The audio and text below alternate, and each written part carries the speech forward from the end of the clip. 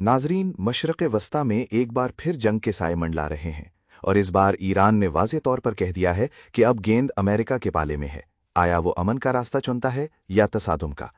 इसी तनाजुर में अमेरिकी दारुल हुकूमत वाशिंगटन में एक अनोखा एहतजाज देखने में आया। अमेरिकी शहरी गाइडो रेस्टास्टर ने अमेरिका और इसराइल की ईरान के खिलाफ मुमकिना जंग के खिलाफ अपना एहतजाज रिकॉर्ड करवाया। मे डे के मौके पर वो वाशिंगटन के मशहूर फ्रेडरिक डगलस मेमोरियल पुल पर चढ़ गए और पूरी रात वहीं पर मौजूद रहे। अगले रोज उन्होंने पुल के एक मेहराब से सूरज तुलू होने की खूबसूरत तस्वीर भी सोशल मीडिया पर पोस्ट की, जिसके साथ उन्होंने आलमी बरादरी को मुतनब्बह किया कि अमेरिका को ईरान के साथ जंग से गुरेज करना चाहिए। उनका ये मुनफरिद इक़दाम आलमी मीडिया की तवज्जो का मरकज़ बन गया, जो खित्ते में बढ़ती हुई कशीदगी का अमली इजहार है।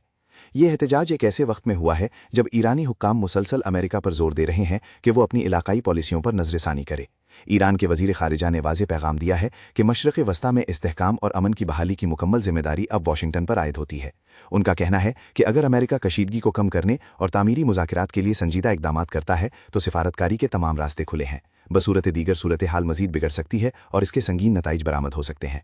सियासी तज्जियाकारों का ख्याल है कि अमेरिका और ईरान के दरमियान किसी भी बड़े फौजी तसादुम के असरात आलमी सतह पर तवानाई की मंडियों और तिजारत को बुरी तरह मुतासिर करेंगे। ये सूरत हाल आलमी अमन के लिए एक बड़ा खतरा है। अब देखना यह है कि आलमी बरादरी और बिलखुसूस अमेरिका इस सूरत हाल से निमटने के लिए क्या हिकमत अमली अपनाते हैं। क्या सिफारतकारी गालिब आएगी या खित्ते को एक और जंग के शोलों में धकेल दिया जाएगा? दुनिया की नज़रें उन फैसलों पर मरकूज हैं जो खित्ते के मुस्तकबिल का तयन करेंगे।